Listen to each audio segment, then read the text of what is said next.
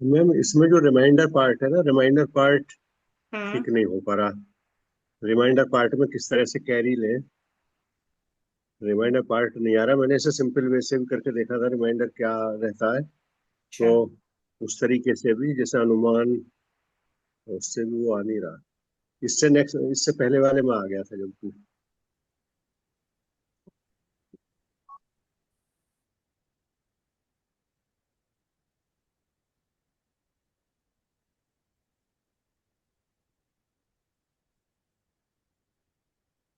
ये तो आपका मेन डिजिट हो गया। 315 आपके फ्लैग में आ गए। इसके अकॉर्डिंग 153 आपका रिमाइंडर में आ गया। 232। ठीक है। अब आपको क्या करना है कि एक हमने टेबल बनानी कि किससे डिवाइड करेंगे। तो यहाँ पे 2 लिखा। जब 2 को हम इससे डिवाइड करेंगे तो हमें क्वेश्चन क्या मिलेगा? 1। और रिमाइंडर हमारा 0 है। आप क्या करोगे? 2 3 जा 6, 2 1 जा 2 एंड ओ सॉरी 1 से करना है ना, 1 क्वेश्चन आया था।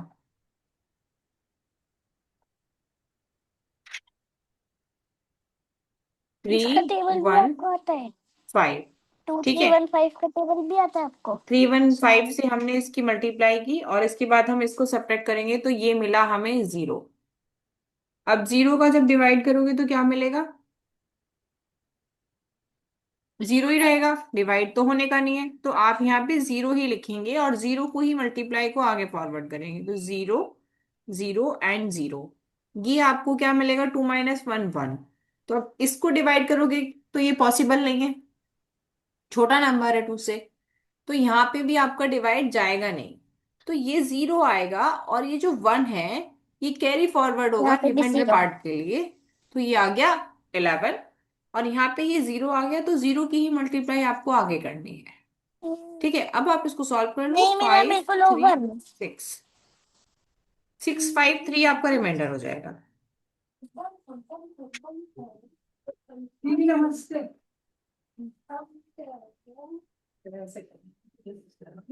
ठीक है। 100 इसका क्वेश्चन हो गया और 653 reminder. Yes ma'am. Answer match कर रहा है? हाँ जी मैम, ठीक है। ठीक।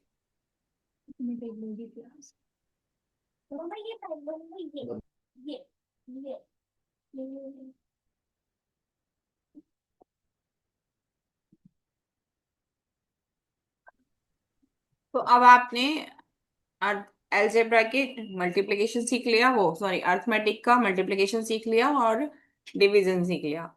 अब हम करेंगे अलजेब्रा का। ठीक है। तो मेथड सारे वही रहेंगे।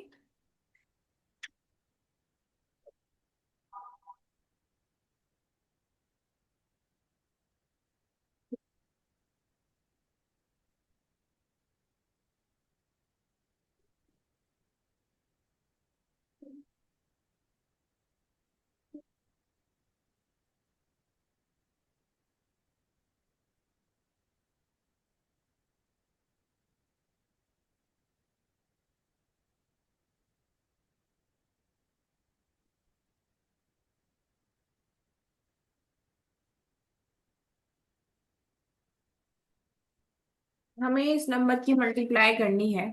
तो आप किस मेथड से करोगे?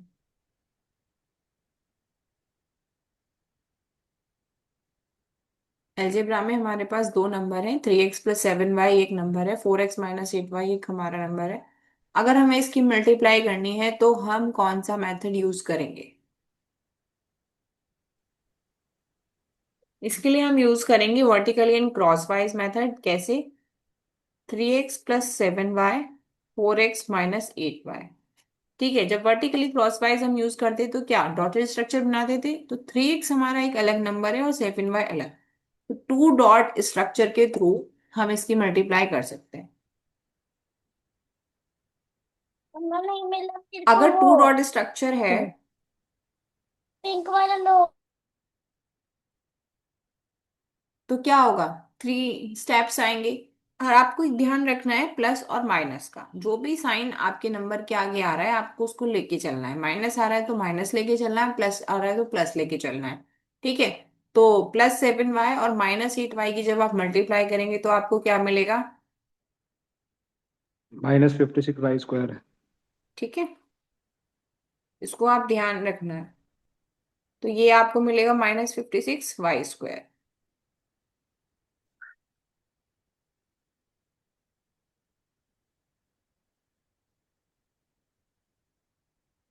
आप क्या करेंगे, 3x into -8y -24y and xy। Plus करेंगे 4x इंटू 7y। तो ये वाला जो स्टेप है इसमें आपको मिलेगा -24xy plus twenty twenty eight eight x x y y ठीक है। नेक्स्ट स्टेप थ्री जी। X into 4x। वही स्ट्रक्चर फॉलो करना है आपका जो आपने अरिथमेटिक में किया था, और ये आपका हो जाएगा 12x²। अब आप जो फाइनल आंसर लिखेंगे वो आप लिखेंगे 12x² +4xy -56y²। जो ऐड हो सकता है या सब्ट्रैक्ट हो सकता है। यहाँ पे अलजेब्रा में क्या है, आपका ऐड या सब्ट्रैक्शन सेम पावर और सेम वेरिएबल में होता है। तो जो हो सकता है एडजस्ट आप उसे ही करेंगे, जबरदस्ती कुछ नहीं करना है। जो जिस चार्ज के साथ आ रहा है, पॉजिटिव आ रहा है तो पॉजिटिव, निगेटिव आ रहा है तो निगेटिव, कोई कैरी फॉरवर्ड नहीं है। सिंपल एज इट इज लिखना है। ठीक है। हाँ जी मैम।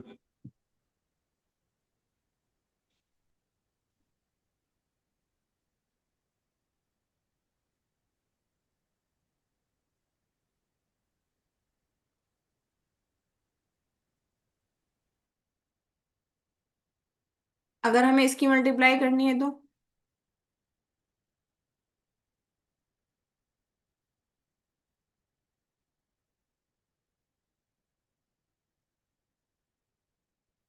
8×5 = 40x² y²। ठीक है। नेक्स्ट स्टेप क्या होगा, -20xy² and +24xy²। Next step आपका क्या होगा, -12y² और ये हो जाएगा आपका -15x³ y and -32x³ y -9x² y and +16x² y।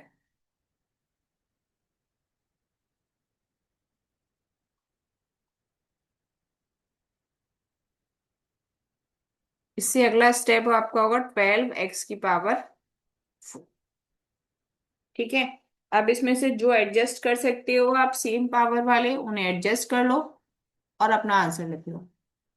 अब जो एलजेब्रा है उसमें आंसर पता है कैसे लिखा जाता है, हाईएस्ट पावर से लोएस्ट पावर तक। और हाईएस्ट पावर पहले किसकी आएगी, सिंगल वेरिएबल की। तो पहला जो नंबर आएगा वो आएगा 12x⁴। उसके बाद -15 एंड 32x³ y। अगर आप इसको ऐड करेंगे तो आपको मिलेगा -47x³ y। उसके बाद आपका आएगा 40x² इसके बाद आपका आएगा -9x² y और +16। अगर आप इसको करेंगे तो आपको क्या मिलेगा, 7। उसके बाद 4xy² एंड देन -12y²। कोई टर्म रह गई है क्या, ये आपका आंसर हो।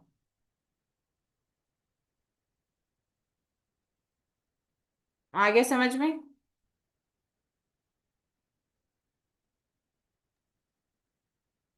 Yes ma'am. इसी टाइप से आपको क्वेश्चन करने हैं वर्टिकली क्रॉसवाइज मेथड से।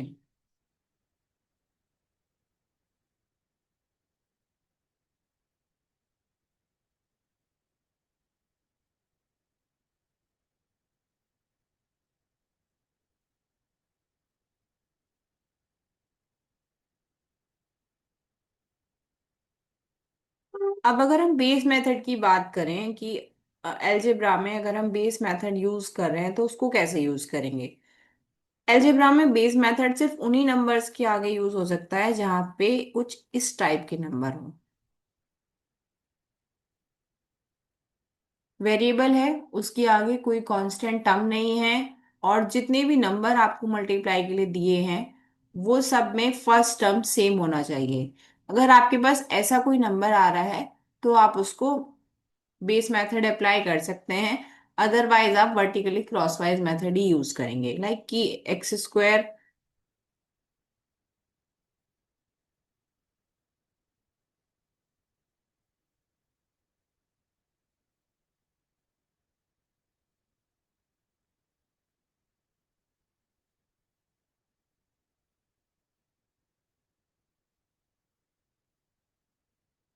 सेम होना चाहिए, ठीक है। फर्स्ट टर्म है आपकी वो सेम होनी चाहिए, तभी आप उसमें बेस मेथड यूज कर सकते हैं। तो ये ऑल ओवर आपके लिए बहुत कंफ्यूजन रहेगा। तो आप अलजेब्रा के लिए पहले वर्टिकली क्रॉसवाइज मेथड की अच्छे से प्रैक्टिस कर लो। जब यूज हो जाएगा तो इसको यूज कैसे करना है मैं बता दूंगी।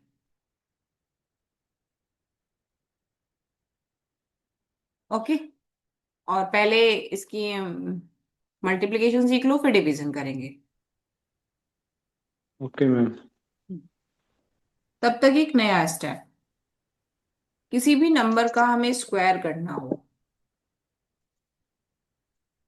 मतलब कितने भी डिजिट का नंबर हो, एक डिजिट का नंबर हो, टू डिजिट का नंबर हो या थ्री डिजिट का नंबर हो, हमें उसका स्क्वायर करना है। तो उसके लिए हम एक मेथड यूज करते हैं, द्वंद्व योग विधि, ड्यूप्लेक्स।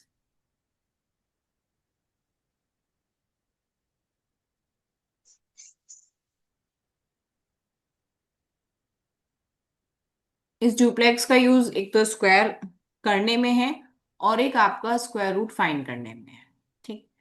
तो किसी नंबर का स्क्वायर निकालने से पहले हमें उसका ड्यूप्लेक्स निकालना आना चाहिए। तो पहले हम ड्यूप्लेक्स सीखेंगे, फिर ड्यूप्लेक्स से स्क्वायर कैसे निकालेंगे ये हम बाद में सीखेंगे। तो अगर हमें कोई नंबर सिंगल नंबर है, लाइक अभी मैंने फॉर्मूले के तौर पे ए लिख दिया है, किसी सिंगल नंबर का अगर हमें ड्यूप्लेक्स निकालना है तो उसको डिनोट करते हैं ड्यूप्लेक्स ऑफ ए, और इसको सॉल्व करते हैं ए स्क्वायर से। अगर कोई टू नंबर्स हैं जिनका हमें ड्यूप्लेक्स निकालना है तो उसको लिखेंगे ड्यूप्लेक्स ऑफ ए बी, और उसका ड्यूप्लेक्स निकालेंगे two a b. Three numbers हैं और हमें उनका ड्यूप्लेक्स निकालना है तो मिडिल टर्म का square and two a c. इसी टाइप से two a d plus two b C.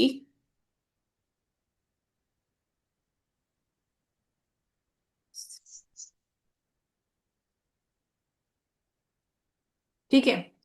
Five digit तक ही नंबर आपसे पूछे जा सकते हैं तो इनका बता दिया। बेसिकली ड्यूप्लेक्स आपका आया कहाँ से। ड्यूप्लेक्स जो बना है आपका वो वर्टिकली क्रॉसवाइज से बना है।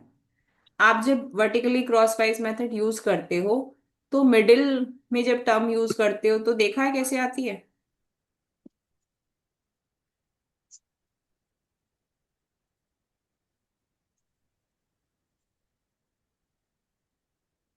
आता है ना बीच वाले में, इसका बीच वाले को टर्म को वर्टिकली करना है और बाकी क्रॉसवाइज। तो अगर ए बी सी डी को ऐसे ही रखोगे तो सेम वही पैटर्न बन रहा है। तो ये फॉर्मूला बेसिकली वहीं से डेवलप हुआ है।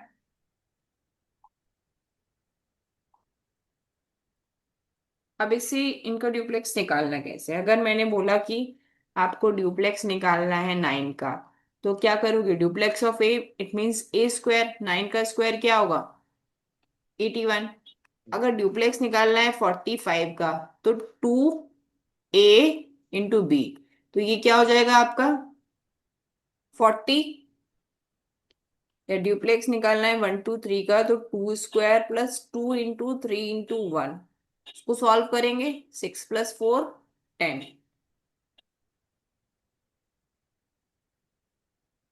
तो 2 × 1 × 4 प्लस 2 × 2 × 3, और इसको सॉल्व करेंगे इसका ड्यूप्लेक्स आ जाएगा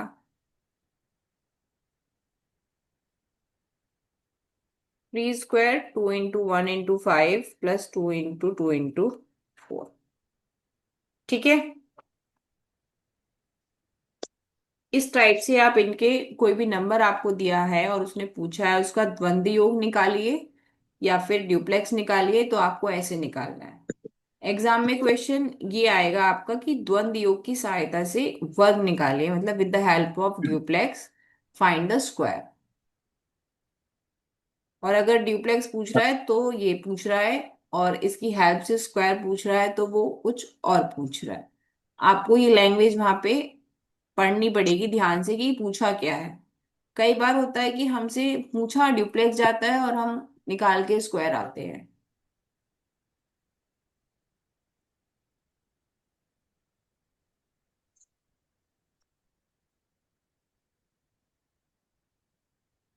मेरी बात समझ में आई? Yes ma'am. मैम एग्जाम में जो है इंग्लिश में भी लिखा हुआ होगा या हाँ, ये बाइलिंगुअल पेपर हिंदी आता है। बाइलैंग्वेज आता है? हाँ, ठीक है।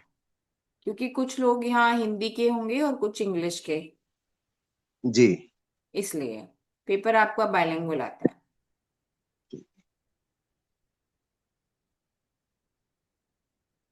तो अब आप किसी भी नंबर का ड्यूप्लेक्स फाइंड कर सकते हैं।